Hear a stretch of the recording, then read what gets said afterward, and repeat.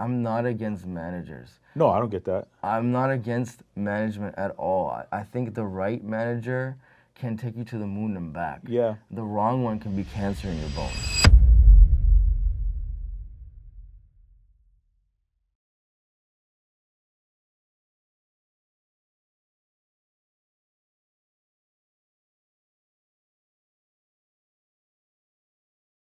How are you, man?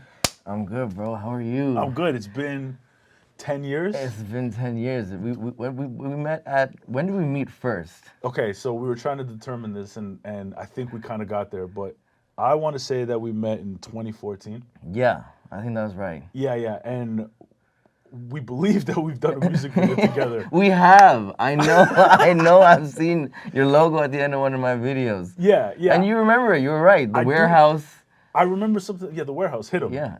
But they're saying that it wasn't that. No, I think we're right. Okay, I think we're right as well. Right. There's a Mauricio literally right in the credits. I think we spelled your last name wrong. But how did you feel about that video? Okay, look, so I think that, see, this is where my brain is going with it, but I'm trying to remember if it was this video, but my brain is saying I wasn't excited about that video. I didn't love it. That's good. I didn't hate it like you're saying. I love that you can be honest like that. That's good. But I don't know if it was that video, because if it wasn't that video, then you're just hitting on somebody. I'm just hitting on. Well, what we've determined is Jason Baskey, who we also know Jason Baskey. Yeah. And I got love for Jason, so I'm not hating on his video whatsoever. Sorry, Jason. Really sorry. Yeah, but we did. I know. I'm gonna have to ask Gray. I'm gonna have to Matt Power, but we connected a long time ago, man. Yeah. Thank you for coming on the Managed No Playbook, problem, man. Appreciate it. Big fan. How you been? So much. I've been good, man. Where I am right now is a wonderful place in my journey in this industry. Yeah. Well, your name's popped up in the last 2 weeks. I mean, by the time this airs, it might be like a couple of months. Mm-hmm. But you dropped a documentary. Yeah. And it was a 10-minute documentary. If you haven't seen it, you should definitely check it out, because it gives you some perspective of like where you've been for the last little bit. For sure. And you had some issues with a prior manager. Yeah, and you know what? This is why I'm really enjoying doing this with you, because generally you have executives and managers on your show, right? Yeah. I don't know how many artists you have, but like it's cool that from an artist perspective to see the same situations, going through my eyes and what I went through and, where I ended up and all that kind of a thing. So yeah. I appreciate this opportunity. No, listen, I mean, I've had a few artists on here. I've had Jesse Reyes on. Yeah. I've had T Minus. There you go. I've had a couple, but more so on the executive side. Yeah. And to be honest with you, it does a lot of it on this podcast come from more like the business perspective or the executive perspective. So from the artist perspective, it's very interesting, especially what you've kind of gone through. So can you speak a little bit about it? I know that there's, it's an ongoing lawsuit, so I'll say whatever I can. Sure. But basically, as the documentary stated, that I had this manager who I definitely gave my trust and loyalty to for a certain amount of years, 5 years or something like this. And, in the beginning, like we were talking about, relationships always start off great, I mean, I think I'm a good person at vetting what people are like and energies and all that kind of thing. I kind of pride myself on it. So in the beginning, I was like, wow, this is going to be an amazing fit. But as the money, money really changes people, man. Or it amplifies who they are. Or, ooh. Yeah, so that's kind of what happened. And we started realizing that, conversations about money would become more, it'd start fights, and I wouldn't understand why. Like, I'm just asking about, where are we at?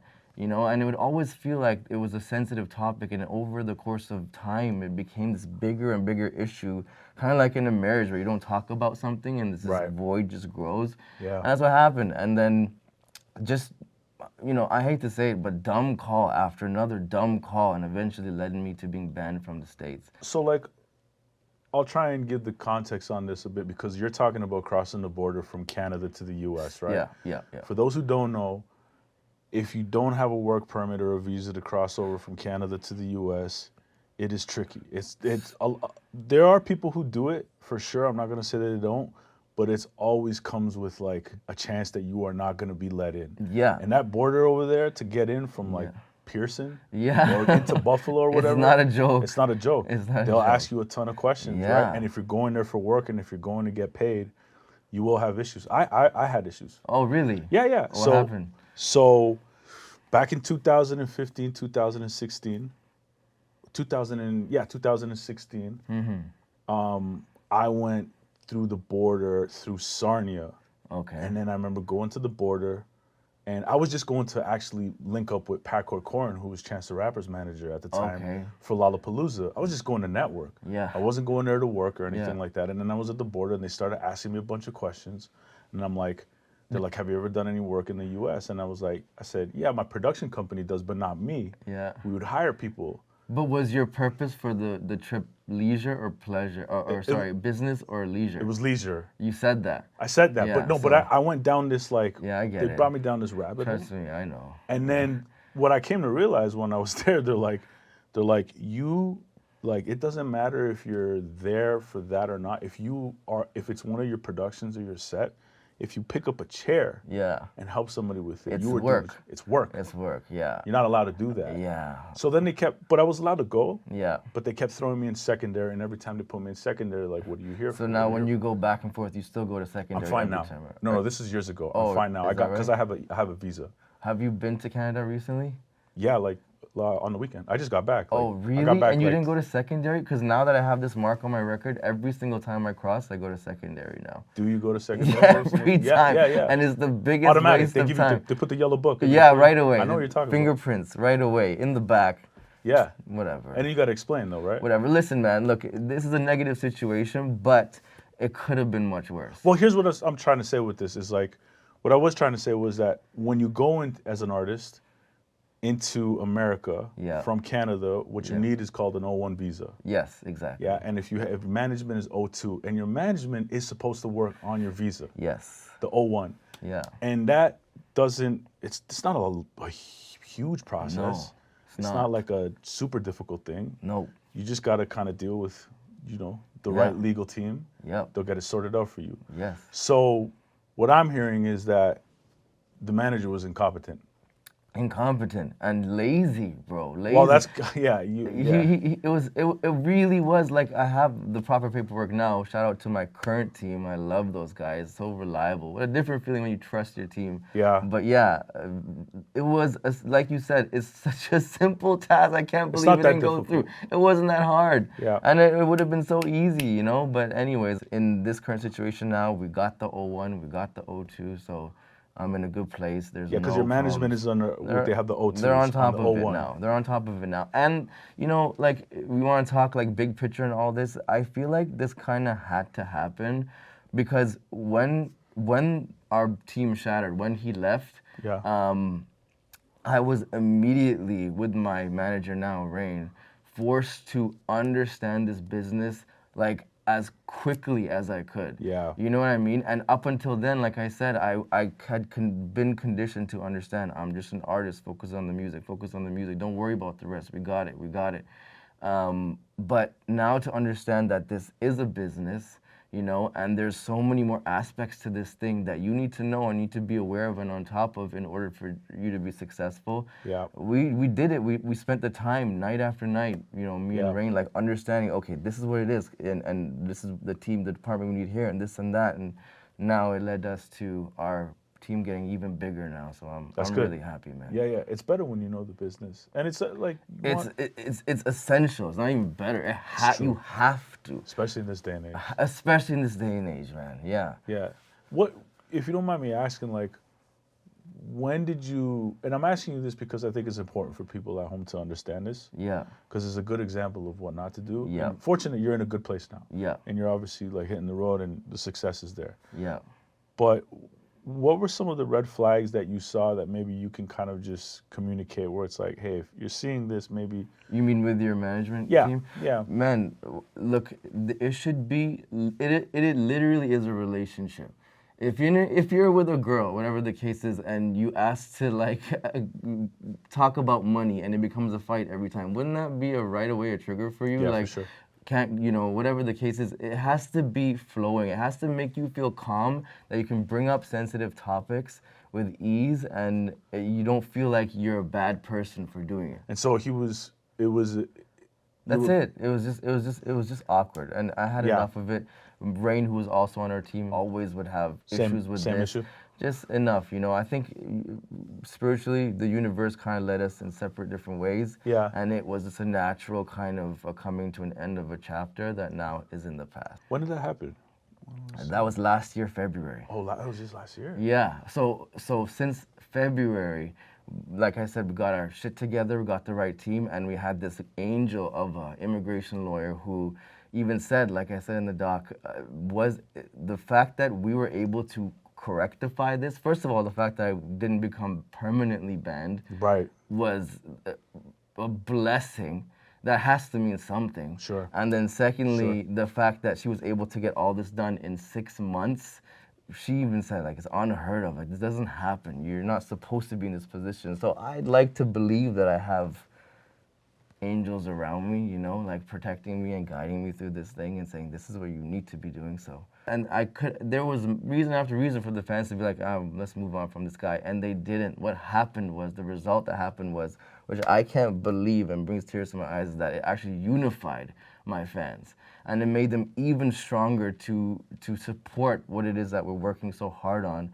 And now I really feel like I'm the voice for the voiceless, the artists who are scared to speak against their, you know, situations. Yeah, you know, yeah. man, after release of doc, you can't imagine the DMs after, like, I'm going through the same thing, this and Yeah. that, and oh my God, it's so nice to hear this from an artist finally, like, you know, we need to take power back and all this.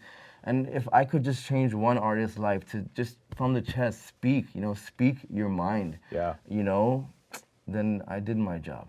All right, everybody, we're going to take a little break because if you're listening and thinking, fuck, I could really use some guidance right now, and you're serious about building your career in the music industry, I'm now offering private strategy sessions. These are fully personalized, just you and me tackling whatever you need in your career. With over 16 years of experience working with artists, managers, and brands, I can help you map out your next moves. Now, whether that's structuring your team, scaling your brand, navigating the industry, even figuring out what steps to take, whether to go to a distributor or to a record label and figuring out what are the best deal points. I can help you with your career with where you're at. You can now book a one-on-one with me through my Calendly, and you can find the link in the description. Now let's get back to the pod. Yo, it's a tricky business. There will be managers who are absolutely terrible, and then there are artists who are challenging to work with.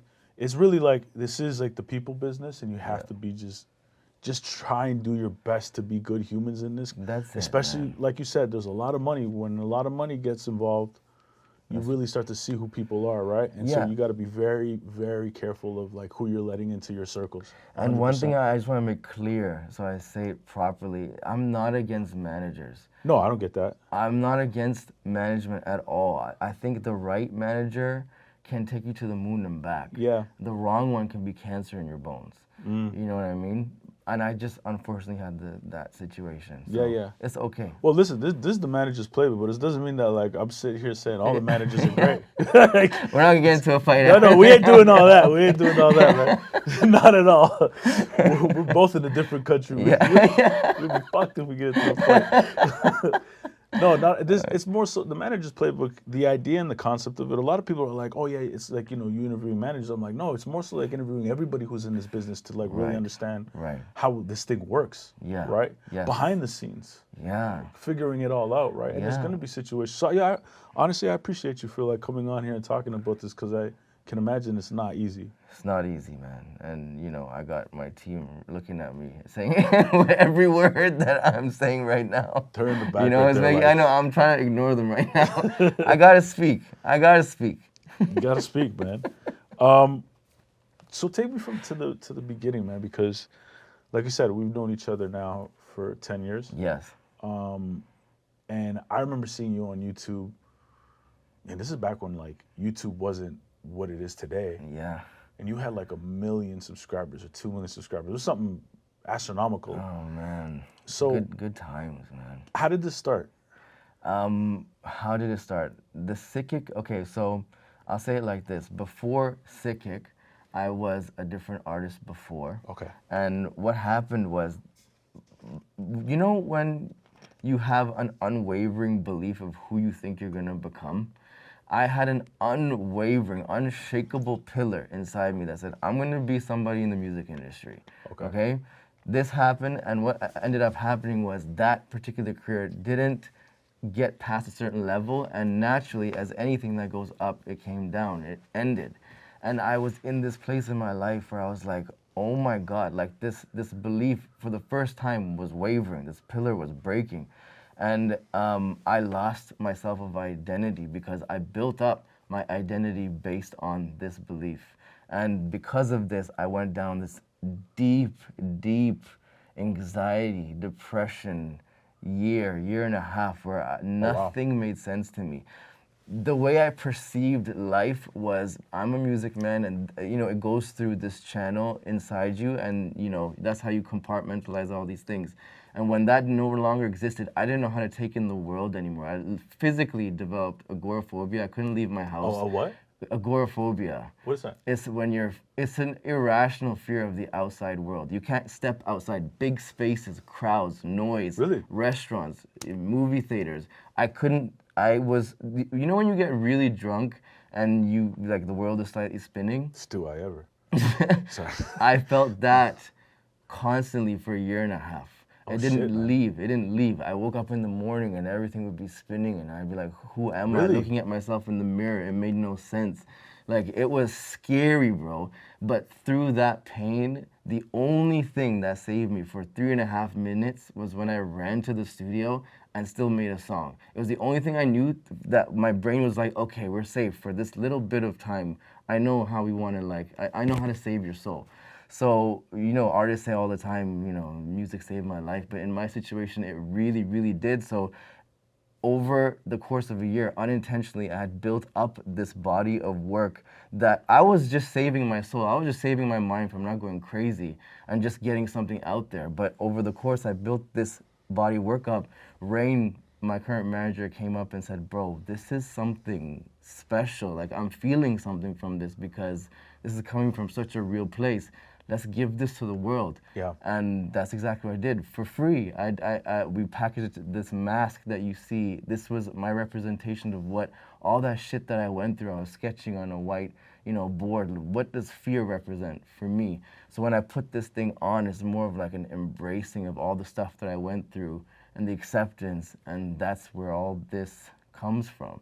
So we put out that body of work, and right away, bro, like, I don't know, I can't explain it, but yeah, the first project, the first track, 1 million views in 2 weeks. Wow. And I think it's because it was resonating with some authenticity that was really coming from deep inside, you know what I mean? And ever since then, it snowballed out of control. What was the name of the track?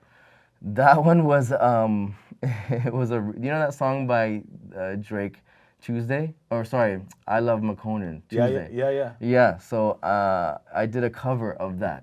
And it was in the cover in the sense that when I do covers, I totally dismantle songs. Yeah. And I remake them. I don't even use the verses. And I did that. And it was just me authentically just talking, just singing. I just remember I still remember making that melody. And it was like, it set my soul at peace. And I put it up just to put it up, and yeah, over the course of literally a month, 1 million views, start garnering all this attention, and I realized really quick that this might be something special, and I went with it. And to your point, it's snowball. Like, so Yeah. you getting 1 million views in 2 weeks or the course of a month. What does that feel like, man? It's surreal, but I will say that as amazing as it is, you can ask my team, and I'm not lying when I say this, even when I post today, whenever I post, I ask them, don't tell me what the numbers are, don't tell me what the comments are. I don't want to know. I don't want to be the numbers guy. I don't want to put out something. You know what? Yeah.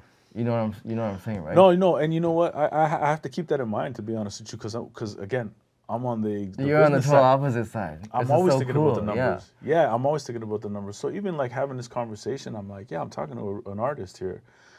Most artists, they don't really care about the numbers. I don't want to say they don't care. Yeah, exactly. But it's more like, hey. Yeah, I care. I do care, but I just don't want to become the guy that, okay, so I post my next song and it doesn't get as high numbers as the last one. I'm going to feel bad about the art. You know what I mean? Oh, Yes. is it not good enough? Right. What is it? I just don't. I ask him not to tell me. If there's something I need to do, something I need to interact with, I'll do it, and I'll do it genuinely. But it's not about. It can't be about the money, or numbers, or shares and likes for me. It just seems like it's such a superficial thing to worry about. That's not why I'm doing this. I'm doing this to save people's lives for the music that I'm making. That's all I really care about, man. Yeah. That's amazing. There's truth to that. You know what I mean? Yeah. Are you, when you're in that process of going through everything, do you have, are you getting calls from record labels? Of course, absolutely. When you do make a splash Yeah. like this, of course you'll get calls from people, and we're not dumb. I am an independent artist, but I'm very open to listening to what people bring to the table. Yeah. Distribution deals is where we generally live. I want to make sure that I own my masters 100%, and I have and do till this day. From the beginning of your career, From the right? beginning, Yeah. from the beginning. I think if anyone is listening or takes any advice away from this as an independent artist, that is your value. That is the whole thing that people want you for. Just own that stuff, because that is the reason why they want you. And if they're already asking to get shares of your work, you must have something special. For right? sure. So yeah, distribution deals, and we've worked with Sony, we've worked with Warner, we worked with Universal, so we have had deals with them. But like, have you seen our collaborative work? Have you seen like the bigger? Yeah, collabs I was going done? to ask you. Yeah, yeah. So that came about because of social media. Well, tell me, who are some of those bigger collabs? So I've worked with Madonna, I've worked with Post Malone, I've worked with Sean Paul, Doja Cat, yeah, and bro, it's so interesting to me.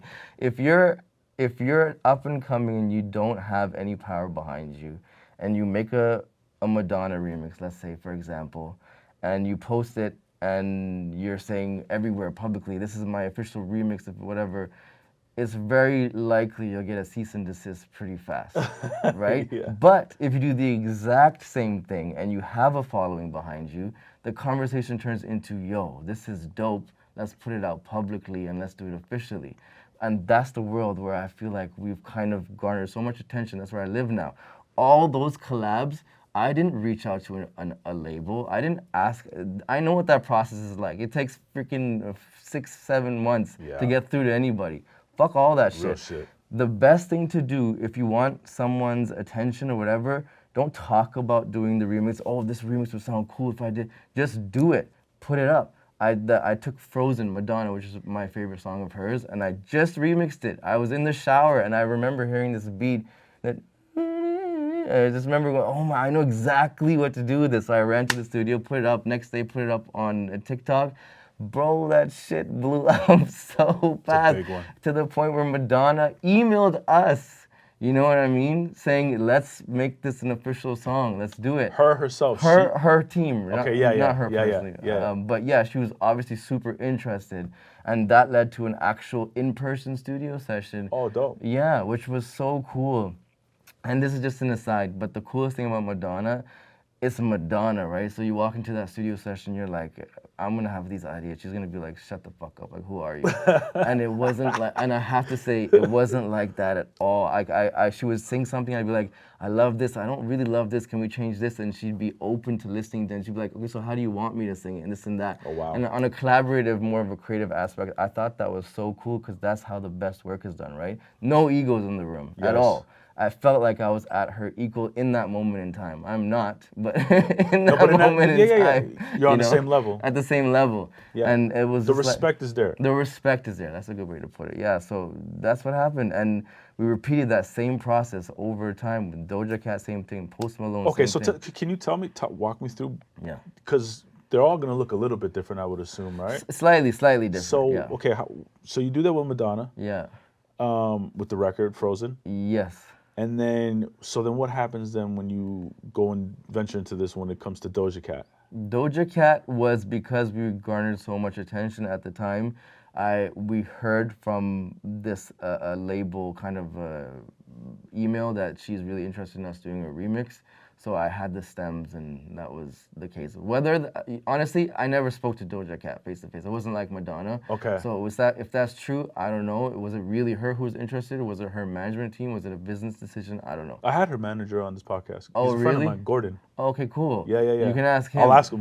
Yeah, ask him. I don't know where that came from, but it was. So it you did put out come. you put out a remix on So TikTok. that one I didn't do. That one I only did because they asked me to. Because they started to see They started to see something. Okay. Post Malone did happen the way Madonna happened. I just heard Post's song. How's it go again? I'm about to pull up. Yeah, Right. I heard, and right away I heard "Return of the Mac" in the shower, bro. All my best shit in the shower, and I put it up, good and idea. then, bro, Mark Morrison, who is a fucking legend, and Yeah. I've looked up to him for so long. Yeah. Right away, shared it, got to Post's team. Post accepted to post it on their Spotify, and away we go. Sick. That was it. And it started going. And- And that's all happened in the span of what, like a couple of years? Yeah. Those three. Yeah, man. Literally, since COVID to now, all this has taken place. If it wasn't for COVID, I would not be here. Really? That's for sure. It was such a blessing, COVID. We knew, my team knew. Rain and I were like, bro, everybody's gonna be on their phones right now. Smart. Make content, be in their people's faces every day. We went from 400,000 organic followers to 4.4 million. No bots, no like genuine people. On TikTok? On every On every platform, platform. Instagram, TikTok, YouTube, Yeah. everything just started to do this. And there's a whole, I can talk forever about this. You want me to? Yeah, of course. So, Look, this is a podcast, bro. We just so, we talk. This is what we do. what happened Have you done was, podcasts before? Huh? Have you done a podcast? No. Oh man, I'm honored. Okay, Yeah, that's dope, yeah, man. I this is the- appreciate you, yeah, man. first That's one. wicked. Yeah, Yeah, good. just talk, man. Yeah, Just so- shoot the shit. So basically, so grateful for this journey. As you can imagine, I'm where I am because of it. But what happened as I started to become this TikTok DJ persona is that I kind of boxed myself as a DJ. A lot of people, that'll happen. Yeah, okay. Right? Yeah, So my intention always since day one was to be an artist, which hasn't died. In fact, it's more stronger than ever now, this feeling. So I found myself losing myself through this kind of path, and I was having a lot of fun. I mean, don't get me wrong, I toured for 3 years, 4 or 5 different states every weekend straight on the road, and so grateful for that experience. Yeah. It was amazing. And just recently, I, by the grace of God, won the EDM award for Best Mashup and Remix Artist Oh, shit. for the year. And I thought that was so amazing because it was literally, I was ready to move on to becoming an artist now. And it ended that era of my life with a stamp of approval. You did it. Like you did what you wanted to do for this time being. Now let's evolve into this artist realm. So now I'm focused solely on just making originals again with the knowledge that I've learned through clubs and all this type of a thing. Yeah. Apply that to the originals. I think I know what people want now, so How do you feel about that? You nervous? no. I'm fucking charged, bro. I'm not nervous. Again, at the soul of it, I love that I have these fans and they make me everything, but I'm just saving my soul. That's all I'm doing in this whole process. But the fans obviously are the reason that give that dream legs and the ability to expand. So, but I think they love what I do because it is coming from a real place. You know what I mean? Yeah. I don't think any true artist will make something for somebody else. It has to be because it's healing something inside of you. 100%. You know what I mean? Yeah. So, The artist that I worked with prior could never get her to write a record for the masses. Like, yeah, it just wouldn't. She would go in there. it wouldn't connect. Yeah. Do you know who I managed? No. I managed Jesse Reyes. Oh, shit. Yeah, for like 10 years. You did a phenomenal job, man. Thank you. I wasn't by myself, but she's incredible talent. Yeah. But she I is. co-managed her with Byron Wilson, who still manages her. Yeah, So yeah, that's who I managed. that's And amazing. she, proper artist. Like, and when I say proper, it's like a Toronto word. Yeah, yeah. It's proper, but like meaning like exactly that. It was I'm going in the studio. You know, there'll be the session and you'll talk about certain things, something resonates, and then she'll Yes. start writing. Correct. And it'll just flow out of her. Like the faucet, she would call it the term of faucet. If it's open, sometimes it just flows out of her. I know that. But you could feeling, never man. go in there and be like, I need you to write this type of hit record or whatever. She's not that type of artist. No, man. I think Michael Jackson said it best. He said, "The moment you start thinking, your art is already dead." Oh, wow, yeah. I try my cool. best to push the brain aside, man. Something really does come from upstairs when you just let it. If you're open to just receiving, I don't really come up with these melodies. I can't take credit for it. It's whoever is You running. know how often I've heard that, and I believe it. Yeah, I really believe it because a lot of artists will just say, I have no idea where this came from. yeah, It just flows through me. bro. Now we're gonna get deep into like all these other topics, but Let's get into it. there's no way that humans, are just humans. This is such a bigger plane. I think we've been taught to kind of think in this way to keep us kind of tamed in a creative way. But I think if we really got in touch with the source or whatever this means, whatever that means to whoever's listening, man, there is such an informational bath. You could just, if you just listen to what you need to be, you know what I mean? Yeah. It's incredible, and music is definitely one of those things that you just, I don't think, I think it comes from a special realm. Yeah. I sit in this seat now as I guess they call it a creator, a digital creator, but I was telling you about it a little bit before. It was Yeah. like, I really wanted to do this podcast for a long time. And it was something was calling me to do it. Look at that. I don't know what it was, you know what I mean? But I was very drawn to this. A lot of it, I think, had to do with the fact that I do things for the younger version of myself, to paraphrase a quote from Virgil. But it's true. Like when I was younger, I would have loved to have, an artist or a manager talk about the music business to understand it. Because, man, when you're trying to figure this thing out, it's fucking hard. Hard. You know what I mean? I was fortunate where with Jesse and Byron, we had a really good team, really good dynamic, built a really strong business. Not everybody's fortunate like that. Not everybody's fortunate where you had a really rough situation and you're bouncing back from that. Yeah. You know what I mean? But it's amazing that we can actually talk about these experiences. It really is amazing. And just even bigger picture, I couldn't do any of this if I didn't have the emotional support system from my family back home, Yeah. I can't, I'm not gonna pretend like I grew up poor.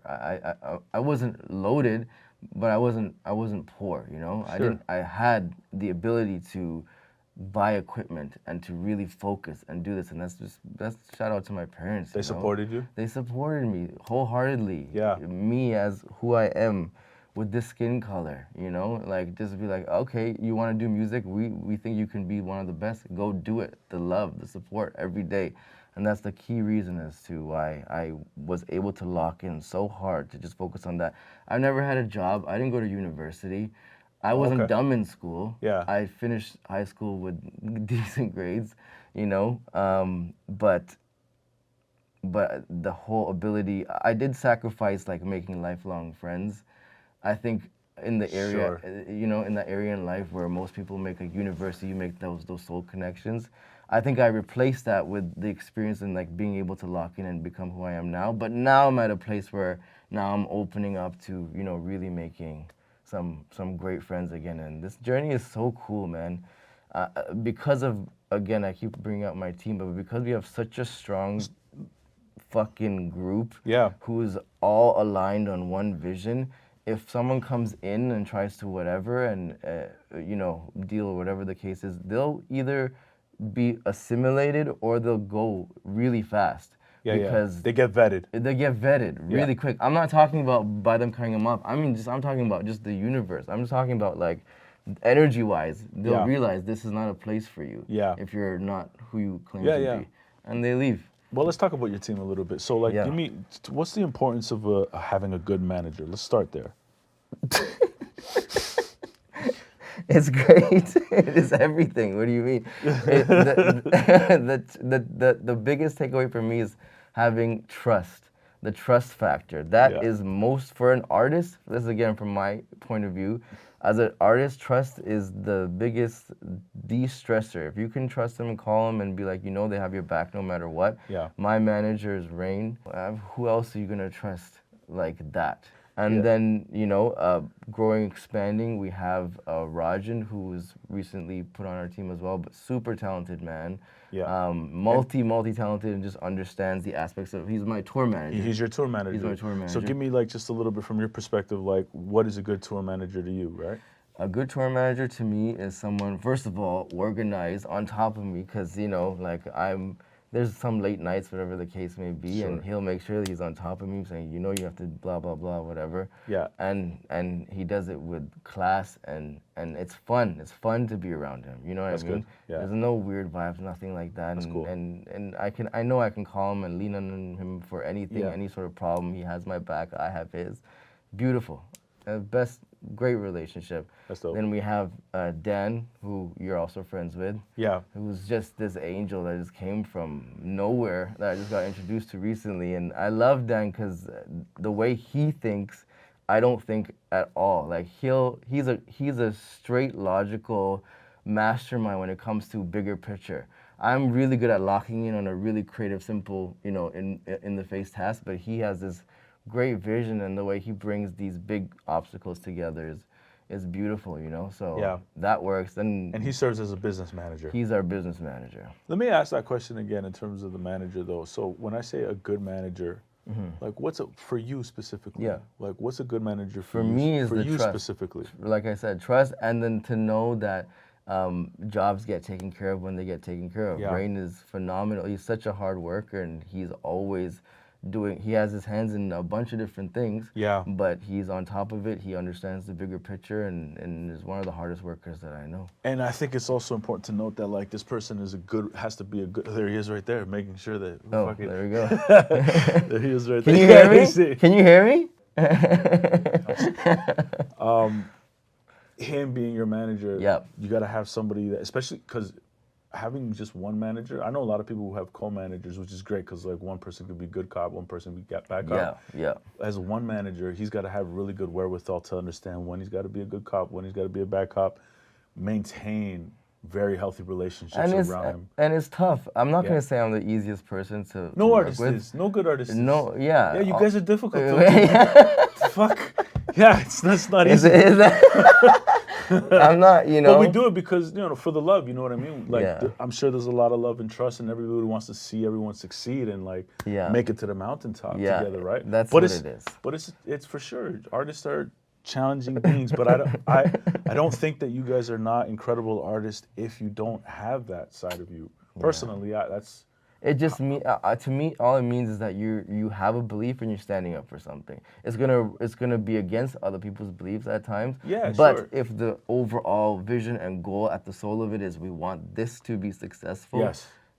that's it. Yeah, that's the most important part. It's the worst when you get into these dynamics where it's like you versus the management team. That's toxic. Horrible. And Yeah. then when something, because then now you're rooting for the other person to like Fail. Yeah. And that's on That's your the core worst. team. Then That's it's on your done. team. It's already done. And that's what our Yeah. old situation was. That's tough, man. Yeah. That's tough. And that's not like just foreign just to you guys. It happens to a lot of different teams. Yeah. And then what comes with that is the whole like when something doesn't work out, you can't wait to tell the other person, "I told you so." Bro, That's the worst shit. It's you the can't, worst. You can't get anywhere doing anything. I like told you this song would do well, and then just I to told rub you. it in his face. Just to rub it, yeah. And what is that? That's That's bad not energy. a relationship. That's bad energy. Yeah, Yeah. exactly. You know, Yeah. I get that. No, I hear you on that, man. Man, I have these conversations all the time, and it's like I appreciate you being like very honest and open about this. And, Thank you, and man. vulnerable about it. You make it easy. It's easy to talk to you. Oh, thank you. I appreciate that. It's crazy doing this podcast over here because I got no fucking experience interviewing anybody, bro. You know who Rich Kid is? Yeah, go. It's my brother. He was there for the first time I ever interviewed somebody like 12, 13 years ago, and it was this rapper named Sean Price. Okay. God bless the dead. He's one of the best rappers, but R.I.P. passed away a few years ago. Oh, man. Bro, that shit was horrendous. Horrendous. And Rich Kid was there like, He'd always make fun of me, like, bro, What were those you didn't bring questions? skills. Yeah, it's just like, it's terrible. But No, I'm amazing, glad you man. feel comfortable Look doing at this, you man. now, man. Well, listen, man, it's just I don't know. I'm just interested in people in the journey and like Yeah. how this all works. So, just when you talk about you being a producer or a DJ and you're doing these rooms that are 1,000, 2,000 cap rooms, which is incredible in itself, you're now focusing the energy to be an artist. Yes. If I could just touch back on that a little bit more, Yep, for sure. what kind of music is it that you're going to be putting out? So I've learned. So the last 2-3 years has been EDM, obviously. Yeah. Right. So this It's was. been like that for a few years, though. It has, but see now, let's get into it because Sure. this is something that I think is a really interesting journey I'm about to go on. So when I first came onto the scene, I made hip hop music. I made darker hip hop music. It's what I naturally would make when I'm going to the studio. It wasn't really necessarily EDM. I know what dance music is, and I had been a fan for a long time. But what came out of me anytime someone put a keyboard in front of me was more slow tempo hip hop, dark hip hop, which I coined the term sick hop because I think it's something special and different. But that's what I would make. Then I blew up on TikTok and all this type of a thing, and I was forced to make club music. In the beginning, it felt like I needed to figure out a way to keep the audience dancing. You can't really necessarily dance the same way. Have you been to an EDM concert before? Yeah. Okay, so Of you know course. the feeling of like that love that that's Yeah, what hell it- yeah. So I gravitated to EDM for that reason. So I started thanks. making dance music to appeal to the masses in that sense. I think some fans really missed the older sound, which was that darker, kind of more emotional, like talking about deeper things, anxiety and that kind of stuff. Okay. But at the same time, I learned so much being in the EDM world, and all the contacts we were making, and the power moves we were making was to build this EDM kind of a dream, like the festival, getting to, Yeah. to the festivals and Yeah. stuff like this. So Like the ultra. the ultras and all yeah, this, which yeah. by the grace of God, we're doing now. We're on Yeah. a path for this. So now I want to become an artist, and I feel like what I'm challenging myself to do is create a genre where these bigger, larger than life, darker feelings exist, but in an up-tempo world. Using the lessons and everything that I've learned, I want to see if I can create something that is a merger, a beautiful merger of both, that the old OG, the day oneers Yeah. for Sickick were like, yeah, I still feel that soul. Yeah. And the new people are like, this is not too far from what I imagine you do live, you know what I mean? And you'll see, like, currently as I perform, I'm gonna be really open and honest with you. My set is me doing all really cool up-tempo remixes and things like this. And then when I play one of my originals, it's the moment in the track where I kind of break that tempo up and I perform on my songs, but it's a slower song. It ends up being that people would like to pay attention to that because it's a nice change in energy, but I haven't yet explored a set where my original songs are at the level of the rest of the set.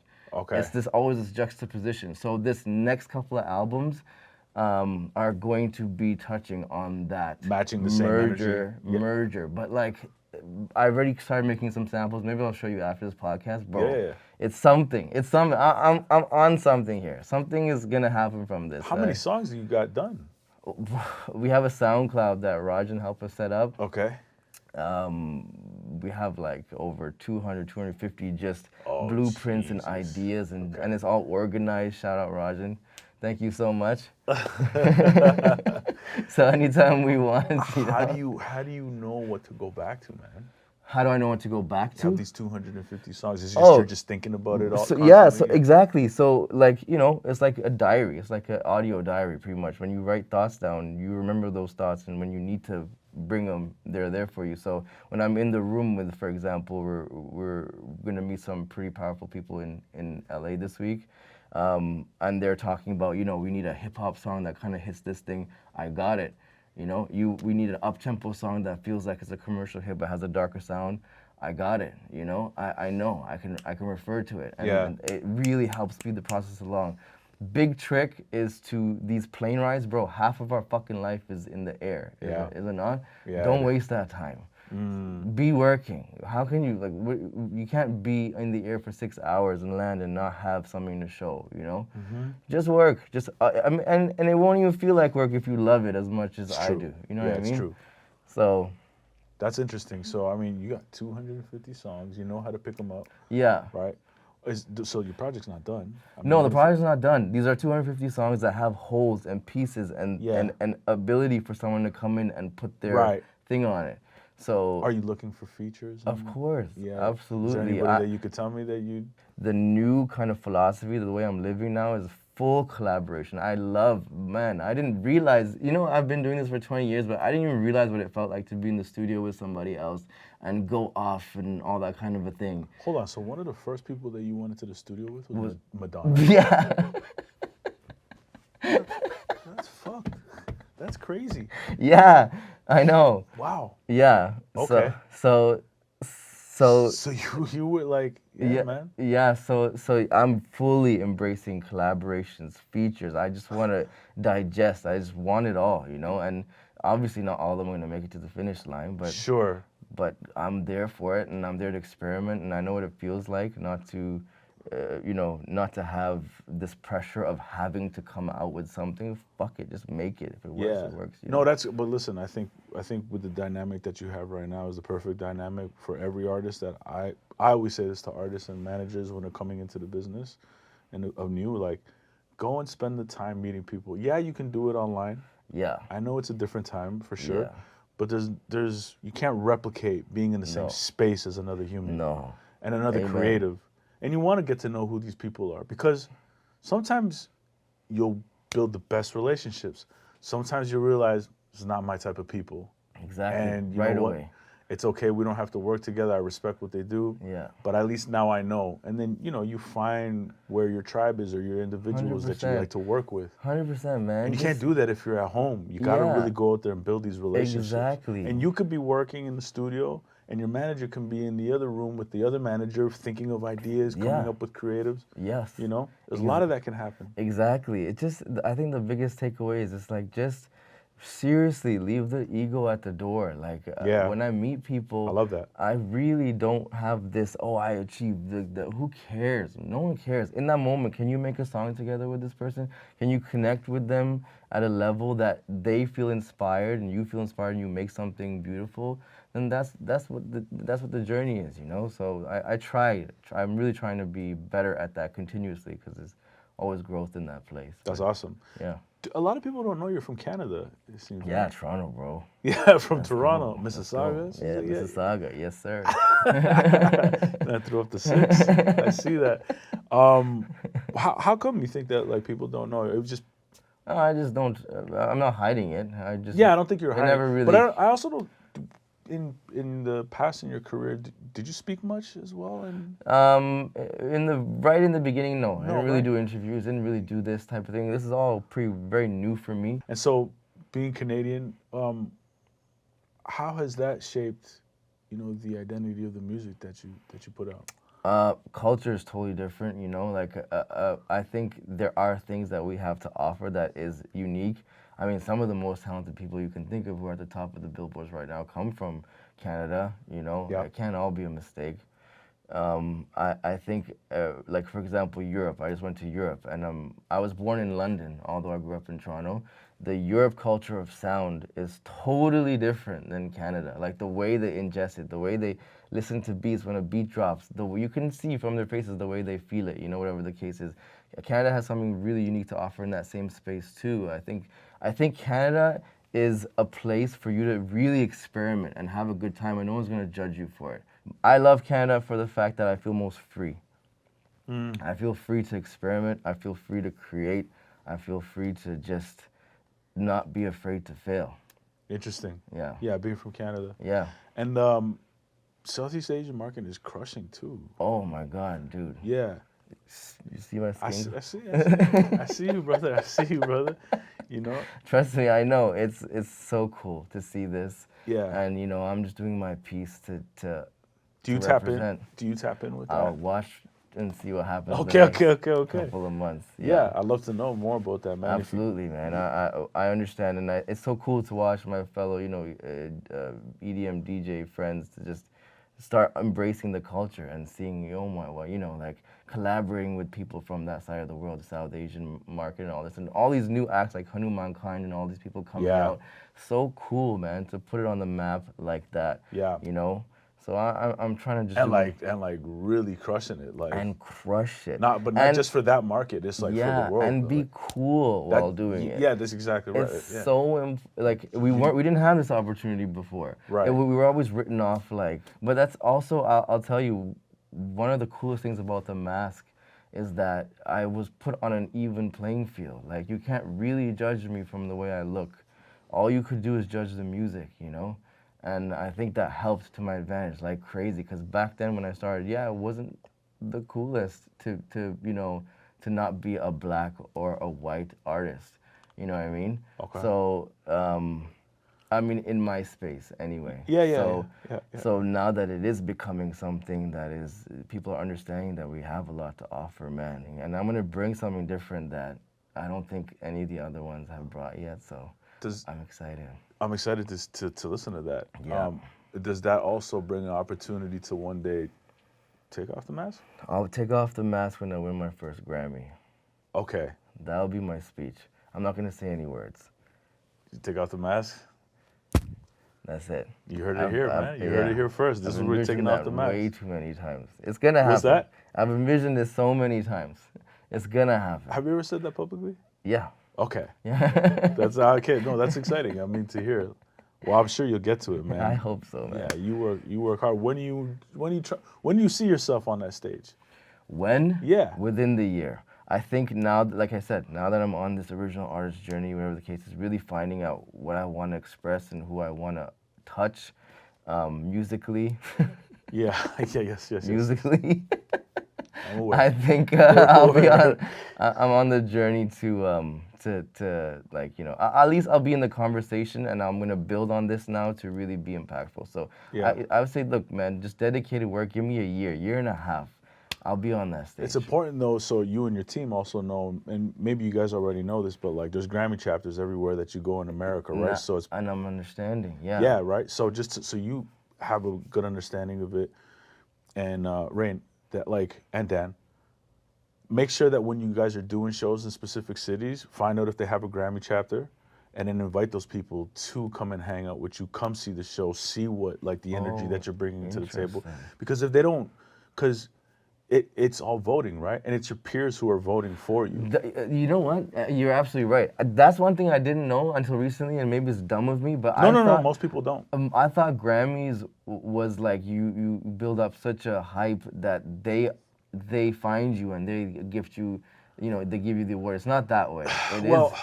If you become massive, yeah, then this is why Macklemore won that the hip hop award of the year. That was controversial because in certain cities back then they didn't know who these other rappers like Kendrick Lamar was. Yeah. So it's just, but I know Macklemore because the song is the biggest record. And I'm not taking anything away from Macklemore. Right, yeah. But an older generation is not going to really know who that is. So they have to vote. They're going to vote for him. Yeah. Right. Yeah. But that's on a massive scale. That's a whole. But if you're you have to go and do the work. They call it campaigning. Go and do the campaigning. So the best way to do it is when you're hitting the road. Yeah. Because I'm assuming you're going to put together a tour and you're going to go. Oh yeah. Yeah. Absolutely. Your 30 dates or whatever. Mm-hmm. Make sure you find out where the Grammy chapters are in those 30 cities and if they have one. Yep. Invite those people. Okay. Let them know, hey, this is the Grammy music. chapter. I want to be nominated for a Grammy. You can actually hire people to help you with the campaign. That's great. That's great knowledge, man. It's real shit. Yeah. There's people do it all the time in this space, so that's how it works. That's amazing. But I just for me personally, They still gotta fuck with your shit though. That's the thing. No, it's not like, hey, come and show up and you'll vote for me. No, it's not. No. Yeah, they still gotta like your shit. Yeah. Yeah, 100%. And that's great, man. I'm gonna make sure that. No. Yeah, I'll also introduce you to my guy. He's here in LA and he's super dope, man. He can he's part of the Grammy team. He can really help. Oh, bro, that would be. Yeah. No, yeah. One step closer to the vision, man. Yeah, Yeah. that's it, man. You get Yeah. once you say things like that, people can help you with it, right? I love that, man. Yeah. Thank you. Well, that's exciting, man. Yeah. Man, I appreciate. What is there anything else that you want to talk about here? This was a great conversation, man. I got some shit off my chest. I'm still excited about the future more than ever, and I can't wait to see where this journey goes now. I'm excited for you too, Thank man. you, I bro. appreciate you doing this as well. I Yes, know, sir. like, first time doing a podcast, so I'm honored, man. Yeah, thank Thank you. you so much, brother. Appreciate you.